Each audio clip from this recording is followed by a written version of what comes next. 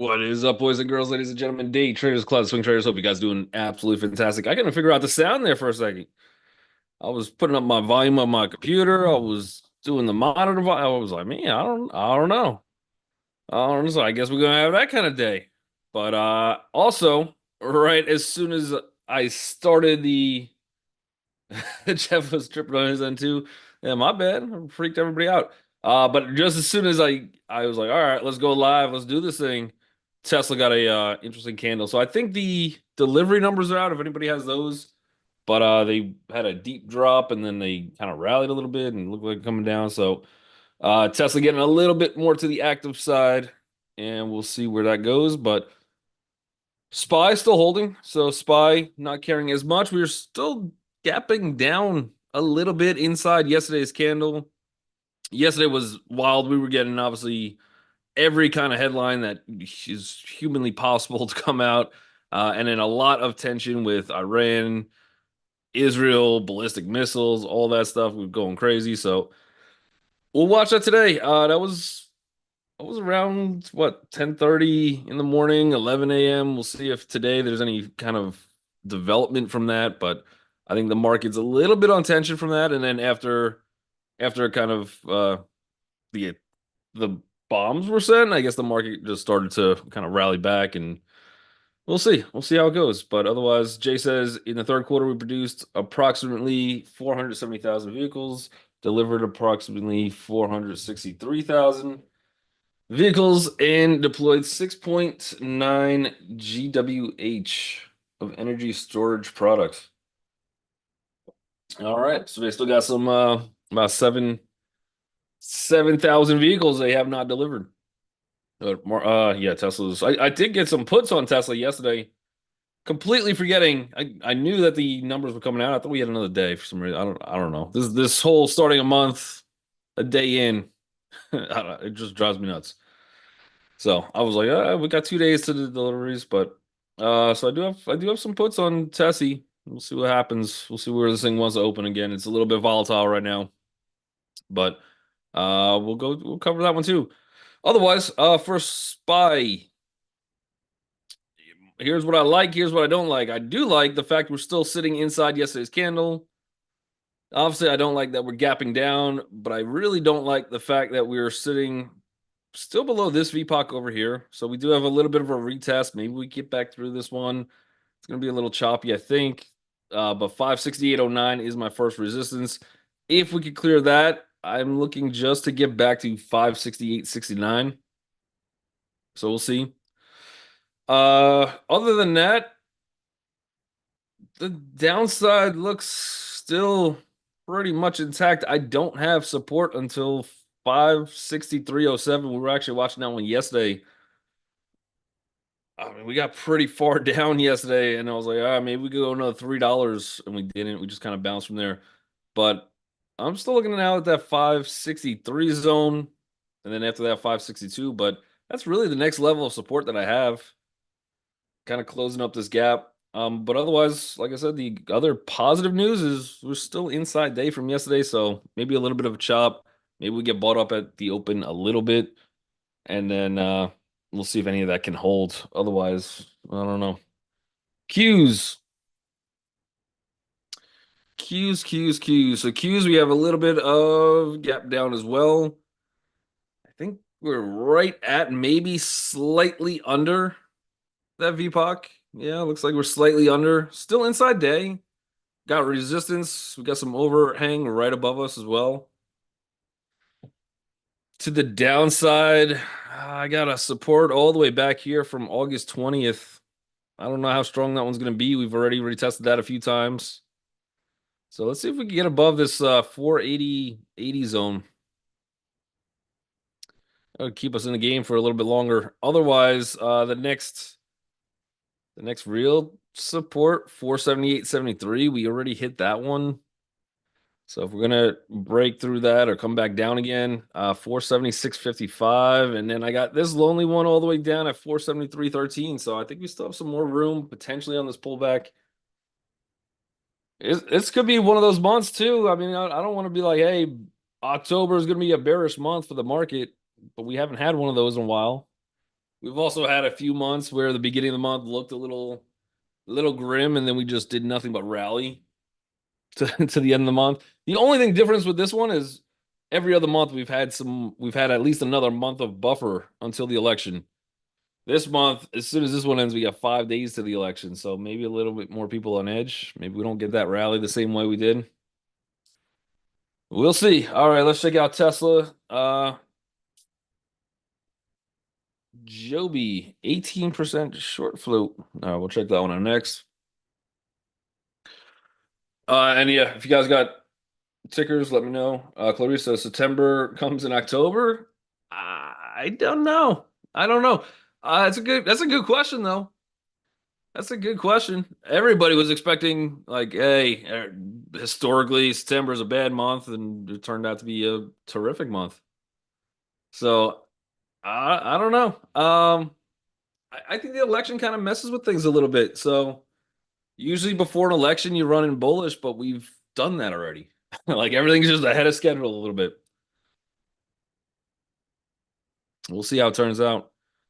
Um, and again, keep in mind, I think, yeah, I think we had a little bit of this in September too, where we sold off in the beginning, and then we just kind of rallied back for the rest of the month and ended up making some kind of hammer. August for sure, we had that big gap down, the world was going to end, and then a big hammer. So we got a lot of time in October left. We'll see. Not a great reaction on the Tesla number. So Tesla breaking 250 at this point. And then we got 248.36. So we are opening at a little bit of support. I'd want to see where this one actually opens. It's still very volatile right now. Even as I'm speaking, we're getting some crazy candles still coming in. So we'll see where this one opens. I think anything under 248.21 being in this area is not great. We did hit this one yesterday. This was our retest zone.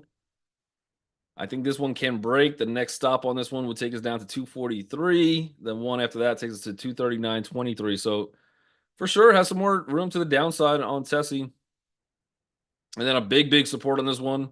Maybe eventually we get down to this 229.73 zone. So we'll see. But they're not loving those numbers so far.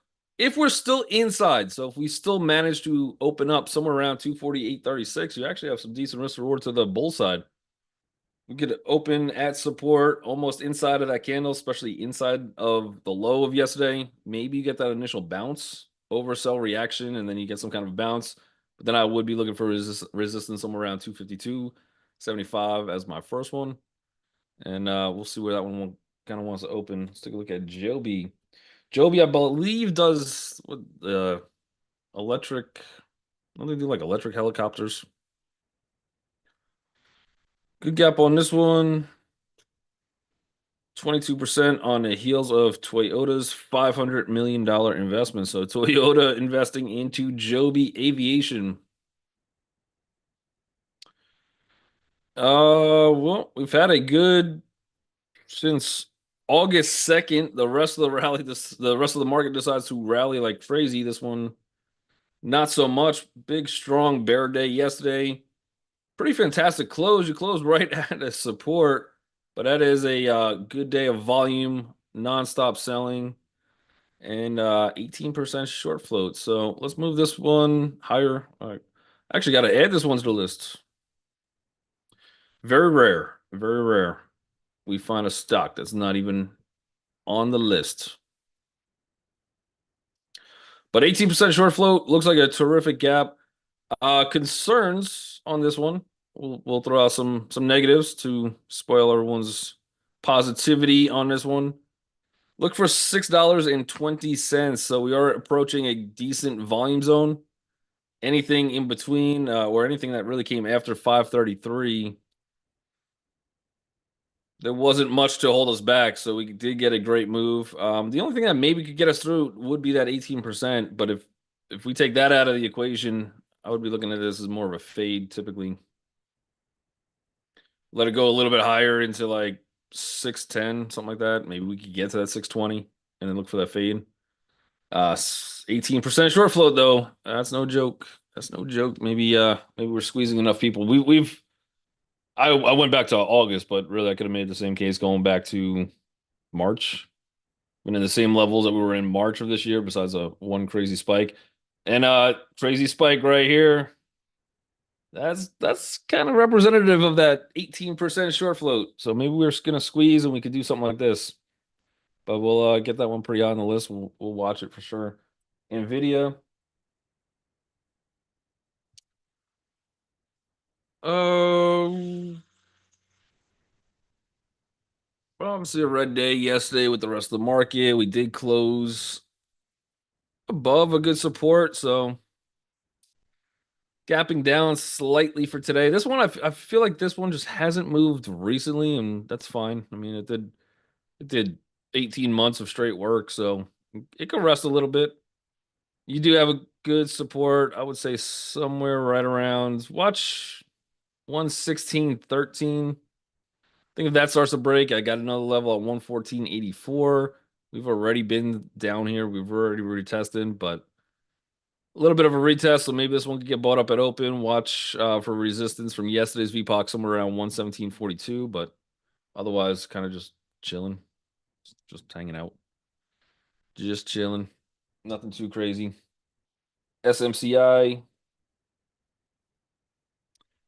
What are we now? A day or two after? We're day after the stock split. Not really a rally that came in. Uh, so far at least, we're still inside day, but the very bottom of it. I don't appreciate the fact that we're going to open underneath $40.36. I think this one probably continues short. See if we get a little bounce at open. I would be leaning to the short side. First spot I would be looking is $40.36. The one after that, $40.71. So I think as long as you get your stop somewhere above there, you should be okay. And then targets on this one, 38.93. So I think it has a little bit more room. Well, I think it has a little bit more room to the downside for today. What I'm really concerned about on this one is all of this volume that's over here. We're to the very bottom of that. We start losing kind of this support. There's nothing holding us back until this $29 range, $26 range.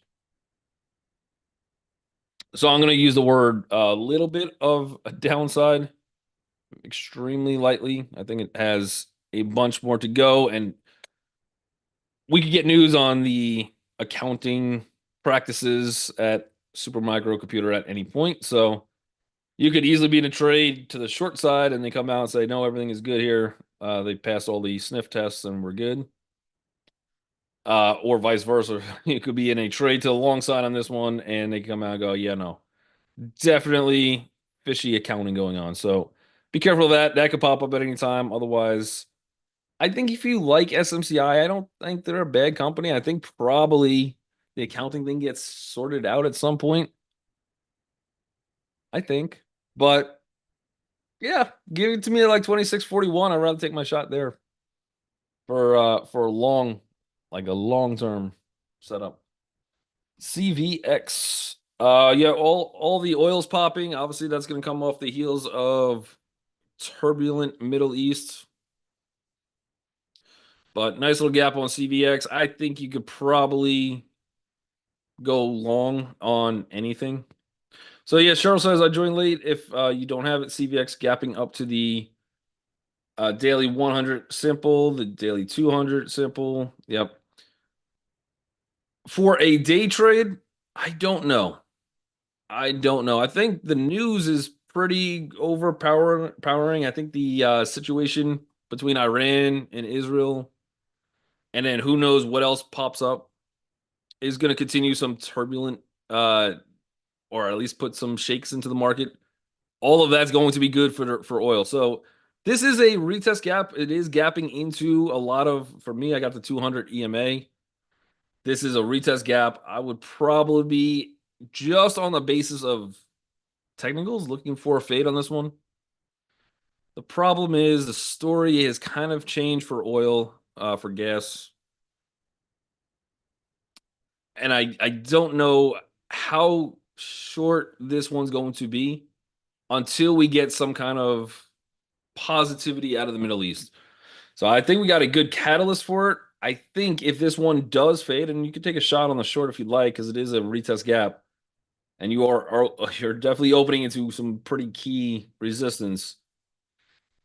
But I think there's a lot of bulls probably interested in buying at 149.48. I don't think this company is overvalued in any stretch of the imagination. So I think if we could get some kind of pullback, there will be some bulls, I think, waiting. Whether they're positive on Chevron, ExxonMobil, Oxy, I'm not sure, but even just as a hedge, so if anything kind of develops and worsens, oil's going to continue to go up higher, and then I think the stock market might come back down a little bit. So I think even as a hedge, there's probably some bulls kind of interested in getting into some of this stuff. So the news doesn't really say go short on it. Retest gap though. So take that for what it's worth. YPF. This one I've never heard of. YPF. Leonard says go long. Mm, Finviz. YPF. Ah, oil and gas. Oil and gas. Short float is 2%, so nothing with the short side.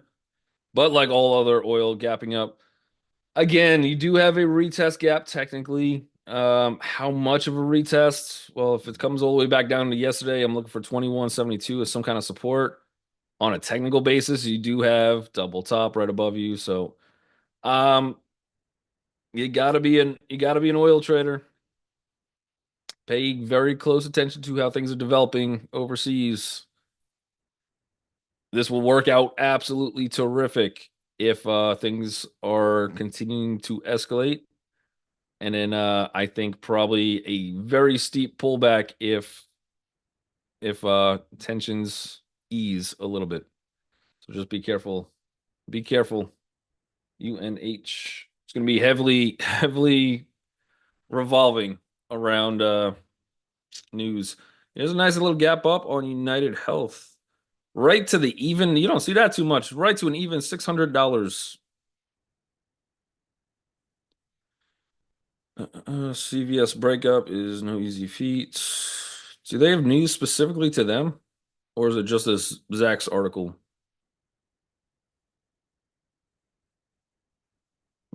Mm,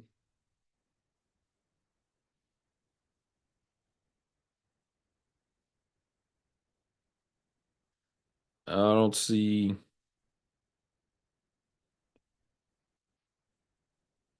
I don't see specifically to them any headlines. So let me know if I'm missing something. But that is quite the gap up. It's a good $17 move while everybody was sleeping. Um, I think this one's. It depends on when this one opens. We're opening a good psychological hold number of $600. I do have a little bit of resistance on the way up to 603.52. This one's probably going to be light on the. I think this one's going to be a little light on the volume. And the closer we could get to that 603.52, the more I like it for a short. This is gap and go just because yesterday's red, but even that candle's inside day. We had a good move. I think this is a fade. I'm going to put this one up there. I'm going to cautiously look for a fade on this one. And then if we could start breaking out of, we get a couple candles to close above 603.70. I'll change that tune a little bit and see if we get some momentum. But I don't see. Oh, UNH is up on Humana News. Humana shares are trading lower after the company provided update on decline in stars performance for 2025 and how it will impact quality bonus payments. Yeah, I read it, but I didn't understand any of that. So take that for what it's worth. Impact quality bonus payments. Yeah, you guys just don't take Robitussin to cure every possible disease. That's what I do. So I'm not too crazy on the healthcare stuff. So I'm not sure exactly, but it is a nice move. I would be looking for a fade. Watch the spread on this one. Otherwise, take some tussin. They're not a paid sponsor. AMD, big volume zone at 165.49, 165.50, we could call it. We tried to get up there, we failed. I think this one probably continues down a little bit. Pre-market, not too much, down 15 cents, so nothing really, really crazy there. Other than that, 157.56 is where I got my support. I think this one probably continues to fade down a little bit as well. We did look at Nvidia. That kind of looks like it was trying to hold a support, but we had some lower levels on that one too. So we'll see if let me just see the SPY real quick. SPY is pulling back a little bit pre-market. What are we down? $1, 20 now.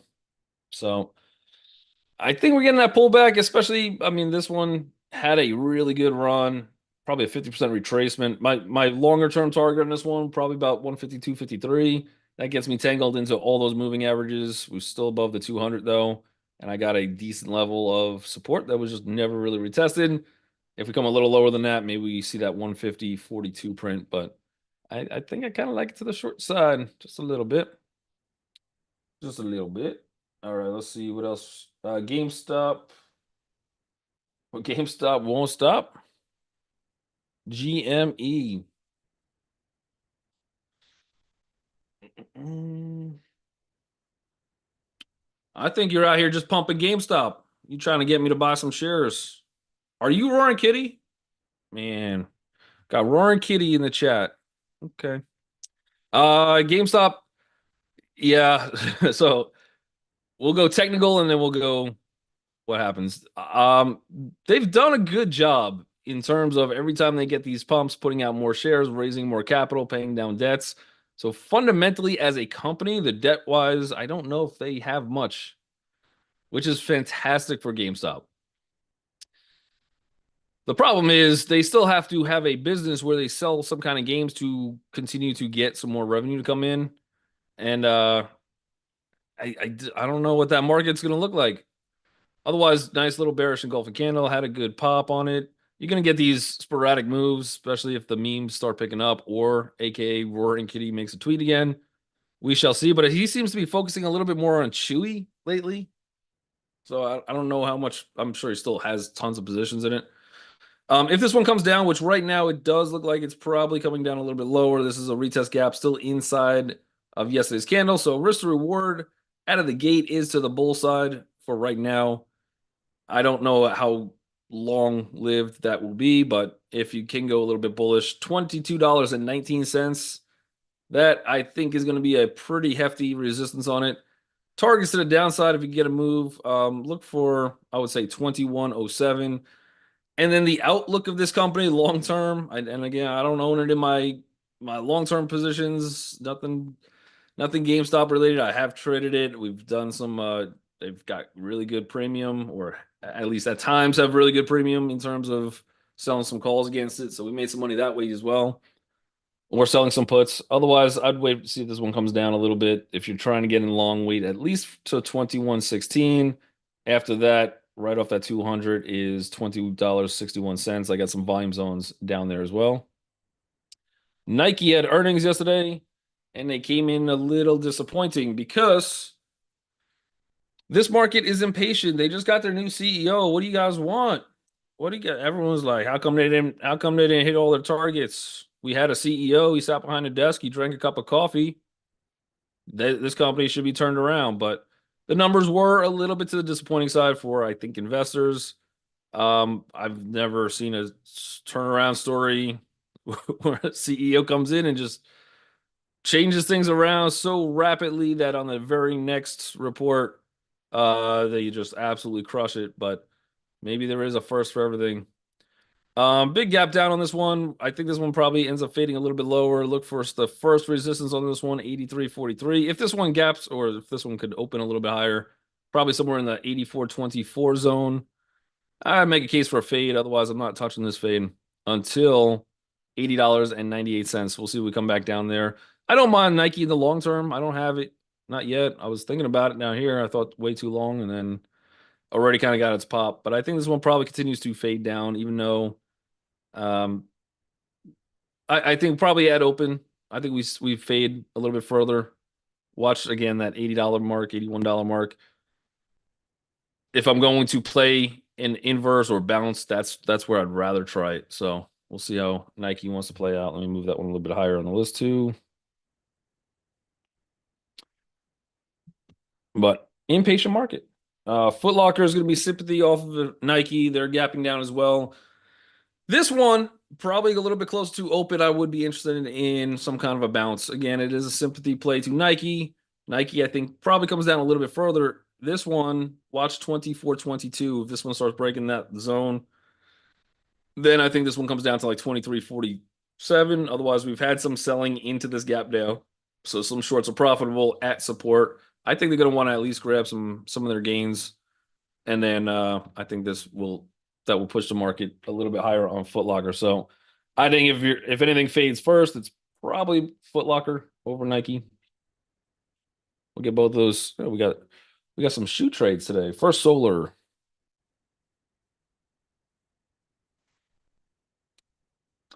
Johnny says, not at all, brother. I just feel GameStop is the greatest investment, bro. They have no debt, 5 billion in cash. Ryan Cohen is a brilliant.